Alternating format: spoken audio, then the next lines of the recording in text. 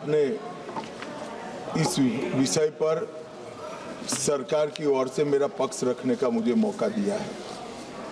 इसके साथ साथ मैं इसलिए भी धन्यवाद करना चाहता हूं कि आप इस सदन के अभिभावक हैं। आपकी ही निसरा में सदन की कार्यवाही, सदन के नियम और संविधान के हिसाब से चलती है। ये महत्वपूर्ण संविधान संशोधन बिल पर आपने करीब करीब 130 सदस्यों को बोलने का मौका दिया है और ऐसे जैसे अभी आपने बताया, इसमें से 56 सदस्य महिलाएं हैं। वो एक प्रकार से बहुत बड़ा रिकॉर्ड शायद बनेगा, ऐसा मुझे लगता है। संविधान संशोधन 33 का है, संविधान संशोधन 33 का, लेकिन 75% को मौका दिया है। मान्यवर, इस चर्चा को अगर बारीकी से कोई शब्दों में ही सुनेगा तो महिला आरक्षण के लिए जो संविधान संशोधन है, इसका किसी ने विरोध नहीं किया है। सबने बोलने के लिए तो बोला है कि हम महिला आरक्षण के पक्ष में है। ये संविधान संशोधन जो आया है उसका हम स्वागत करते हैं, मगर उसको बारीकी से देखें तो इंडी अलायंस के सभी सदस्यों ने अगर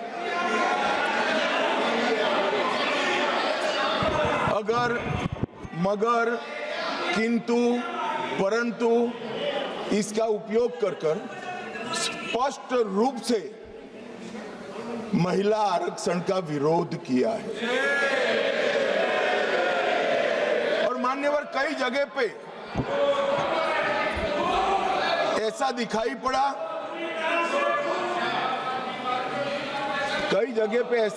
पड़ा, कि विरोध हमारे दृष्टिकोण की जगह हमारे इम्प्लीमेंटेशन के तरीके पर है।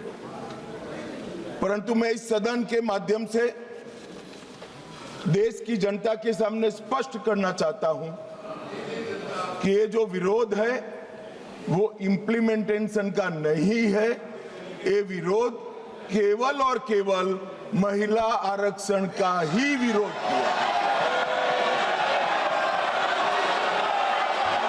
और मान्यवर,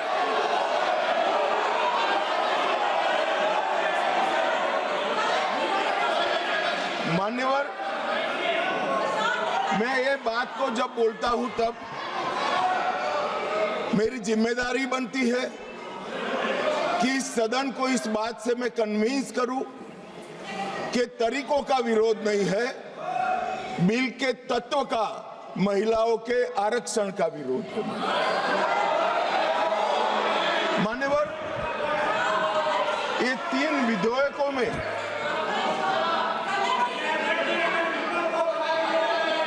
धैर्य रखो भैया, धैर्य रखो, अखिलेश जी समझाओ जरा। मान्यवर, ये 3 बिलों में इसका उद्देश्य मैं स्पष्ट करना चाहता हूं। पहला उद्देश्य है सरकार का और हमारे नेता नरेंद्र मोदी जी का कि महिला सशक्तिकरण करने वाले इस संविधान सुधार को समयबद्ध तरीके से लागू कर 29 का चुनाव महिला आरक्षण के साथ कराया जाए। इसका दूसरा उद्देश्य है एक व्यक्ति एक वोट और एक मूल्य, इस सिद्धांत हमारे लोकतंत्र की नींव में जो हमारी संविधान सभा ने तय किया था, वो सिद्धांत के स्पिरिट को यहां पर लागू किया गया। मान्यवर, ये पूरे सदन में 543 सदस्य बैठते हैं। किसी की सीट में वोटर्स की संख्या 39 लाख है, किसी की 60,000, और ढेर सारी सीटें ऐसी हैं जो 70 के दशक में फ्रीज हो गए, तब से लेकर आज तक इतनी बड़ी हो गई है कि सांसद अपने मतदाता को अपना मुंह भी नहीं दिखा सकता, क्योंकि इतनी बड़ी आबादी को वो कैसे संभाल पाए।